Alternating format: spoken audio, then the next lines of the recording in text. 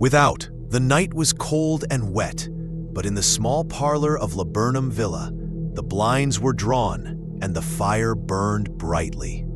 Father and son were at chess, the former, who possessed ideas about the game involving radical chances, putting his king into such sharp and unnecessary perils that it even provoked comment from the white-haired old lady knitting placidly by the fire.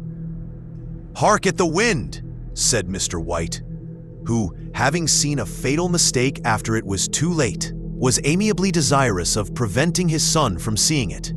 "I'm listening," said the latter, grimly surveying the board as he stretched out his hand. "Check." "I should hardly think that he's come tonight," said his father, with his hand poised over the board. "Mate," replied the son. "That's the worst of living so far out," bawled Mr. White with sudden and unlooked-for violence. "Of all the beastly, slushy, out-of-the-way places to live in, this is the worst. Paths a bog and the roads a torrent. I don't know what people are thinking about. I suppose because only 2 houses in the road are let, they think it doesn't matter." "Never mind, dear," said his wife soothingly. "Perhaps you'll win the next one." Mr. White looked up sharply, just in time to intercept a knowing glance between mother and son. The words died away on his lips, and he hid a guilty grin in his thin gray beard. "There he is," said Herbert White, as the gate banged too loudly and heavy footsteps came toward the door. The old man rose with hospitable haste, and opening the door was heard condoling with the new arrival. The new arrival also condoled with himself, so that Mrs. White said, "Tut, tut," and coughed gently as her husband entered the room, followed by a tall, burly man, beady of eye and rubicund of visage. "Sergeant Major Morris," he said, introducing him. The sergeant major shook hands and, taking the proffered seat by the fire, watched contentedly as his host got out whiskey and tumblers and stood a small copper kettle on the fire. At the third glass, his eyes got brighter, and he began to talk, the little family circle regarding with eager interest this visitor from distant parts, as he squared his broad shoulders in the chair and spoke of wild scenes and doughty deeds, of wars and plagues and strange peoples. 21 years of it," said Mr. White, nodding at his wife and son. "When he went away, he was a slip of a youth in the warehouse. Now look at him.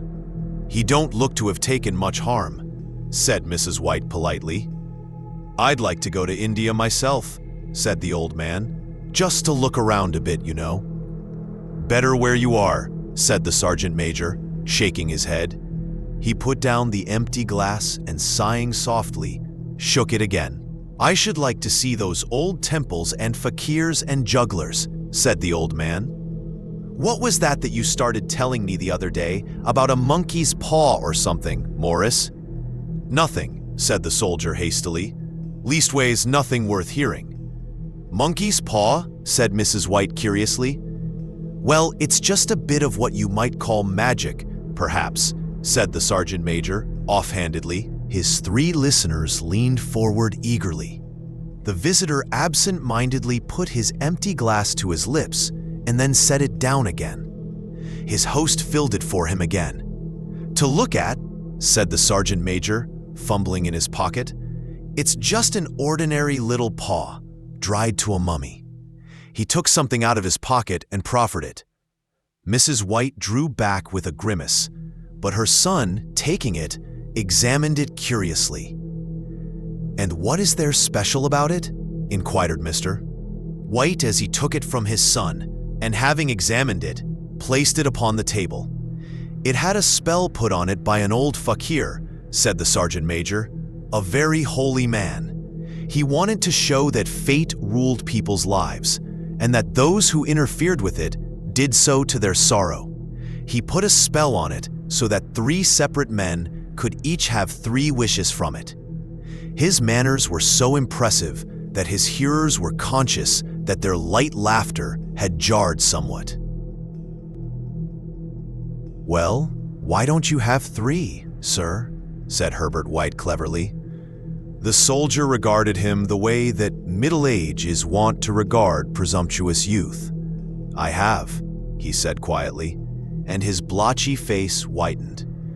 "And did you really have the 3 wishes granted?" asked Mrs. White. "I did," said the sergeant major, and his glass tapped against his strong teeth. "And has anybody else wished?"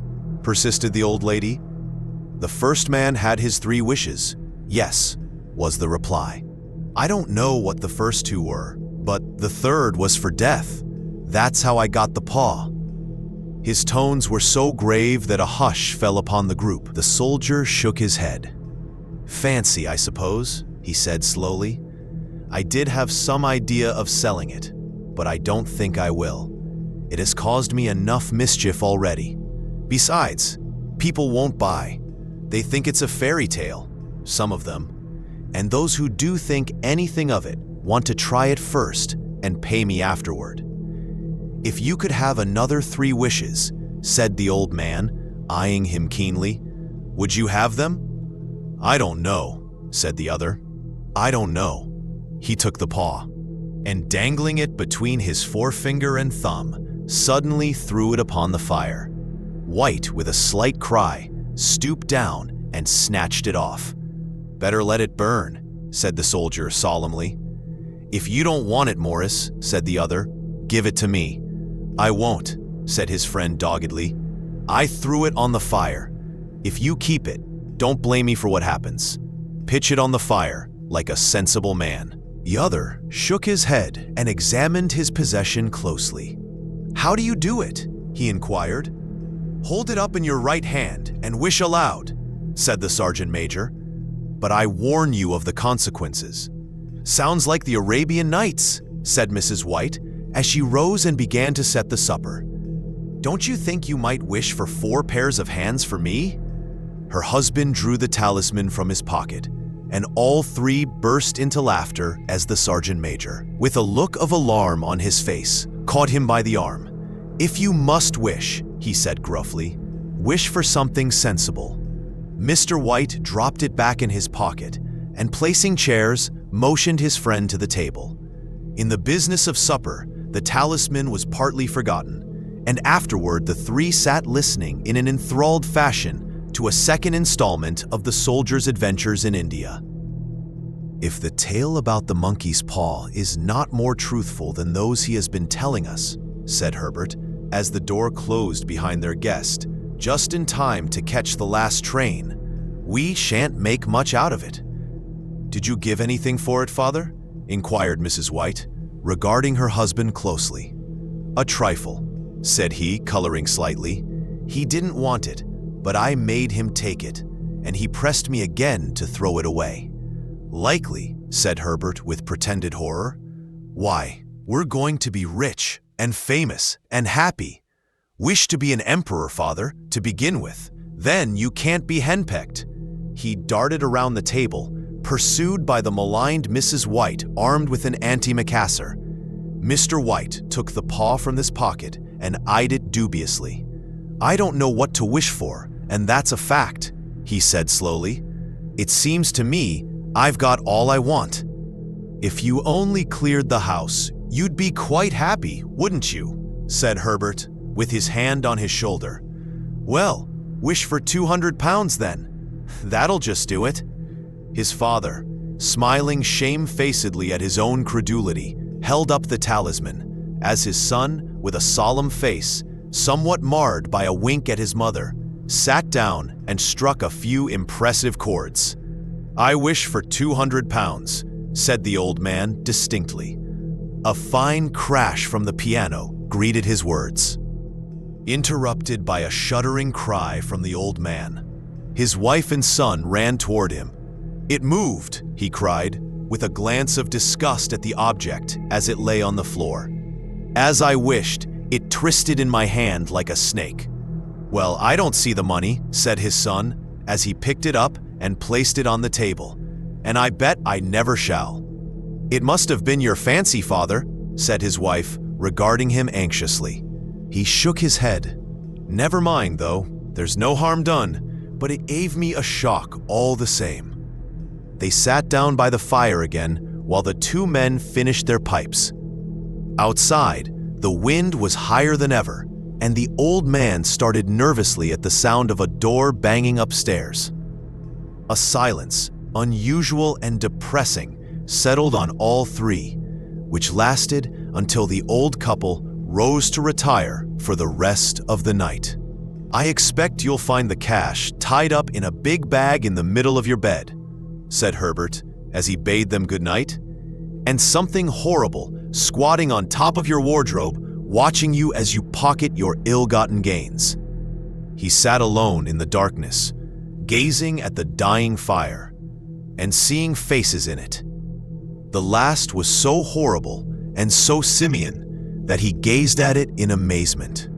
It got so vivid that, with a little uneasy laugh, he felt on the table for a glass containing a little water to throw over it. His hand grasped the monkey's paw, and with a little shiver, he wiped his hand on his coat and went up to bed. In the brightness of the wintry sun next morning, as it streamed over the breakfast table, he laughed at his fears. There was an air of prosaic wholesomeness about the room, which it had lacked on the previous night, and the dirty, shriveled little paw was pitched on the sideboard with a carelessness which betokened no great belief in its virtues. "I suppose all old soldiers are the same," said Mrs. White. "The idea of our listening to such nonsense. How could wishes be granted in these days? And if they could, how could 200 pounds hurt you, father?" "Might drop on his head from the sky," said the frivolous Herbert. "Morris said the things happened so naturally," said his father, "that you might, if you so wished, attribute it to coincidence." "Well, don't break into the money before I come back," said Herbert as he rose from the table.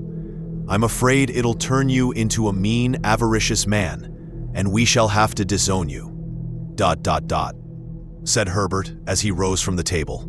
His mother laughed, and following him to the door, watched him down the road, and returning to the breakfast table, was very happy at the expense of her husband's credulity, all of which did not prevent her from scurrying to the door at the postman's knock, nor prevent her from referring somewhat shortly to retired sergeant majors of bibulous habits when she found that the post brought a tailor's bill. "Herbert will have some more of his funny remarks, I expect, when he comes home," she said as they sat at dinner. "I dare say," said Mr. White, pouring himself out some beer. "But for all that, the thing moved in my hand, that I'll swear to." "You thought it did," said the old lady soothingly. "I say it did," replied the other. "There was no thought about it. I had just— What's the matter?" His wife made no reply. She was watching the mysterious movements of a man outside who, peering in an undecided fashion at the house, appeared to be trying to make up his mind to enter. In mental connection with the 200 pounds, she noticed that the stranger was well dressed and wore a silk hat of glossy newness. 3 times he paused at the gate and then walked on again. The 4th time, he stood with his hand upon it, and then with sudden resolution flung it open and walked up the path. Mrs. White, at the same moment, placed her hands behind her and, hurriedly unfastening the strings of her apron, put that useful article of apparel beneath the cushion of her chair. She brought the stranger, who seemed ill at ease, into the room. He gazed at her furtively and listened in a preoccupied fashion as the old lady apologized for the appearance of the room and her husband's coat, a garment which he usually reserved for the garden. She then waited as patiently as her sex would permit for him to broach his business. But he was at first strangely silent. "I was asked to call," he said at last, and stooped and picked a piece of cotton from his trousers. "I come from Ma and Megan's." The old lady started. "Is anything the matter?" she asked breathlessly. "Has anything happened to Herbert? What is it? What is it?" Her husband interposed. There, mother," he said hastily. "Sit down and don't jump to conclusions. You've not brought bad news, I'm sure, sir," and eyed the other wistfully. "I'm sorry," began the visitor. "Is he hurt?" demanded the mother wildly. The visitor bowed in assent. "Badly hurt," he said quietly, "but he is not in any pain." "Oh, thank God," said the old woman, clasping her hands. "Thank God for that. Thank—" She broke off as the sinister meaning of the assurance dawned on her, and she saw the awful confirmation of her fears in the other's averted face. She caught her breath, and turning to her slower-witted husband, laid her trembling hand on his. There was a long silence. "He was caught in the machinery," said the visitor at length, in a low voice. "Caught in the machinery," repeated Mr. White, in a dazed fashion. The other coughed and, rising, walked slowly to the window. "The firm wishes me to convey their sincere sympathy with you in your great loss," he said, without looking round. "I beg that you will understand I am only their servant and merely obeying orders." There was no reply. The old woman's face was white, her eyes staring, and her breath inaudible. On the husband's face was a look such as his friend the sergeant might have carried into his first action. "I was to say that Ma and Meggins disclaim all responsibility," continued the other. "They admit no liability at all, but in consideration of your son's services, they wish to present you with a certain sum as compensation."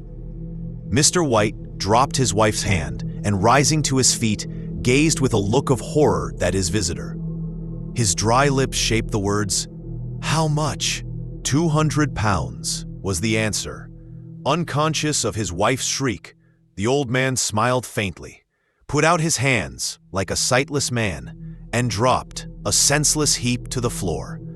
In the huge new cemetery, some 2 miles distant, the old people buried their dead and came back to the house steeped in shadows and silence. It was all over so quickly that at first they could hardly realize it, and remained in a state of expectation, as though of something else to happen, something else which was to lighten this load, too heavy for old hearts to bear. But the days passed, and expectations gave way to resignation. It was about a week after that the old man, waking suddenly in the night, stretched out his hand and found himself alone. The room was in darkness, and the sound of subdued weeping came from the window. He raised himself in bed and listened. "Come back," he said tenderly. "You will be cold."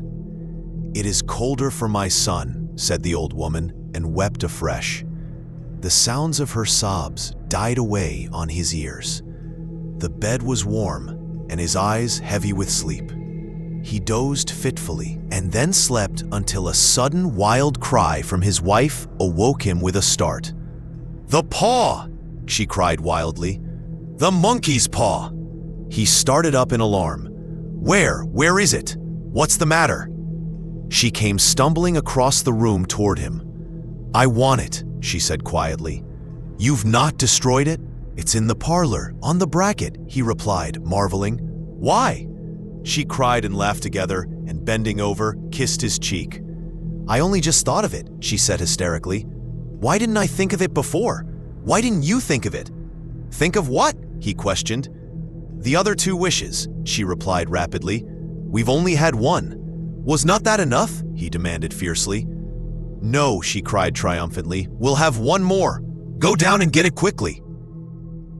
"And wish our boy alive again." The man sat in bed and flung the bedclothes from his quaking limbs. "Good God, you are mad!" he cried aghast. "Get it," she panted. "Get it quickly and wish. Oh, my boy, my boy!" Her husband struck a match and lit the candle. "Get back to bed," he said unsteadily. "You don't know what you are saying."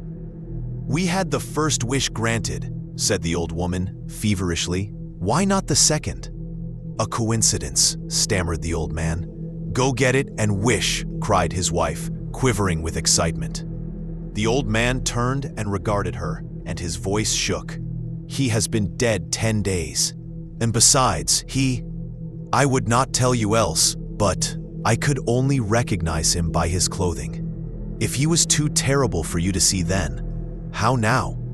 "Bring him back," cried the old woman, and dragged him towards the door.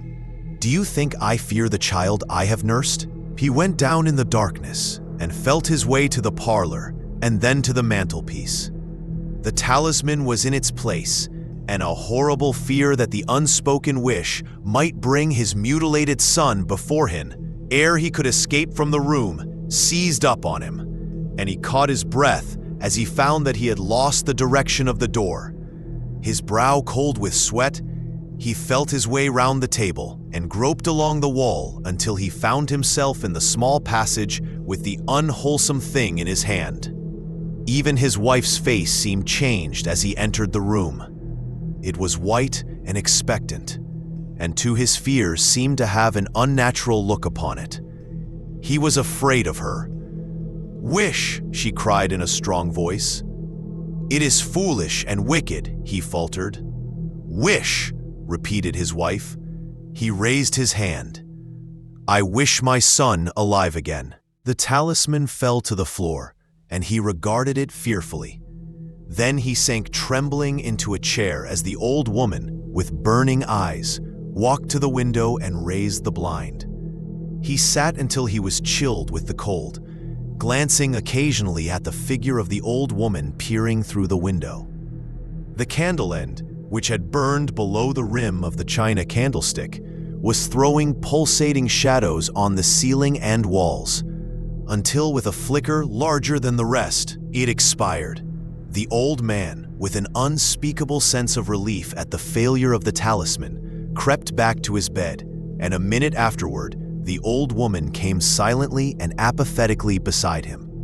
Neither spoke, but lay silently, listening to the ticking of the clock.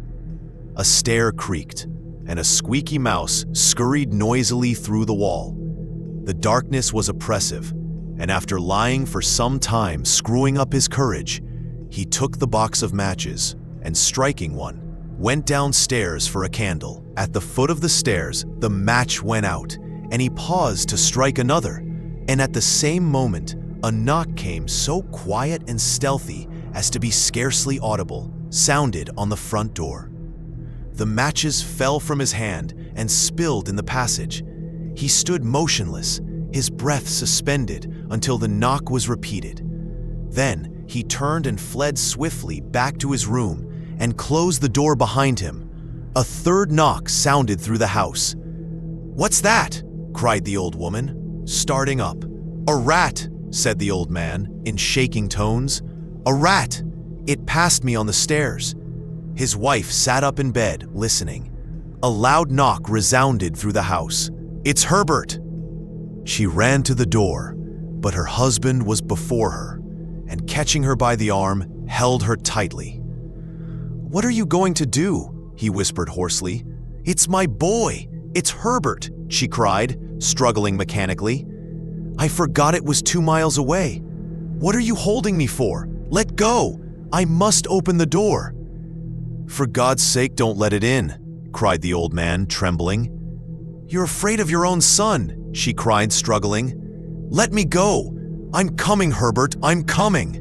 There was another knock, and another. The old woman, with a sudden wrench, broke free and ran from the room. Her husband followed to the landing and called after her appealingly as she hurried downstairs. He heard the chain rattle back and the bolt drawn slowly and stiffly from the socket. Then the old woman's voice, strained and panting. "The bolt!" she cried loudly. "Come down! I can't reach it!" But her husband was on his hands and knees, groping wildly on the floor in search of the paw. If only he could find it before the thing outside got in. A perfect fusillade of knocks reverberated through the house, and he heard the scraping of a chair as his wife put it down in the passage against the door. He heard the creaking of the bolt as it came slowly back, and at the same moment, he found the monkey's paw, and frantically breathed his third and last wish. The knocking ceased suddenly, although the echoes of it were still in the house. He heard the chair drawn back, and the door opened. A cold wind rushed up the staircase, and a long, loud wail of disappointment and misery from his wife gave him the courage to run down to her side. and then to the gate beyond. The street lamp flickering opposite shone on a quiet and deserted road.